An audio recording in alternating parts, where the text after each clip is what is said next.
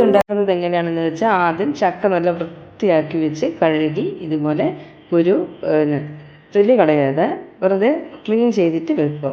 അതിനുശേഷം ഇതിന് കണക്കായി വെള്ളം ഒഴിക്കുക. ചക്കയുടെ വേവനുസരിച്ച് വെള്ളം ഒഴിച്ച് കുറച്ച് ഉപ്പും ഇട്ട് അവിച്ചെടുക്കുക. അത് തിളപ്പിച്ചെടുക്കുക വേവുന്നത് വരെ.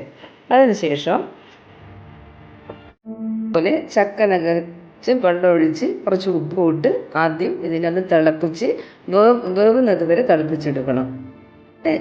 ഈ ചക്ക അവിച്ചതിന് ഏറ്റവും ആപ്റ്റായിട്ടുള്ളത് ഉള്ളി ചമ്മന്തിയാണ്. കാന്താരി മുളക്, ചെറിയ ഉള്ളി, ആവശ്യത്തിന് ഉപ്പ്, ആവശ്യത്തിന് വെളിച്ചെണ്ണ ഒഴിച്ച് ഇത് രണ്ടും ചതച്ചതിന് ശേഷം അത് മിക്സാക്കി ഈ ചക്ക അവിച്ചതിൻ്റെ കൂടെ കഴിക്കാൻ ബഹു ടേസ്റ്റ് ആയിരിക്കും. എല്ലാവരും ഒന്ന് ട്രൈ ചെയ്യണേ. ഇതൊരു മീലായിട്ട് നമുക്ക് ഉപയോഗിക്കാം. പ്രത്യേകിച്ച് ഷുഗർ പേഷ്യൻസിന് ഏറ്റവും നല്ലൊരു ഭക്ഷണമാണിത്.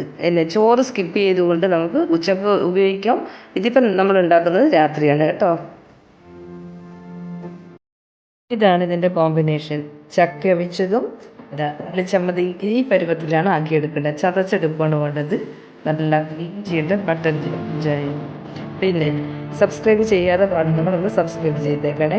ഇതെല്ലാവരും ഒന്ന് ട്രൈ ചെയ്ത് ഫീഡ്ബാക്ക് അറിയിക്കണം. കമൻറ്റ് ഇടണം. Share, subscribe please.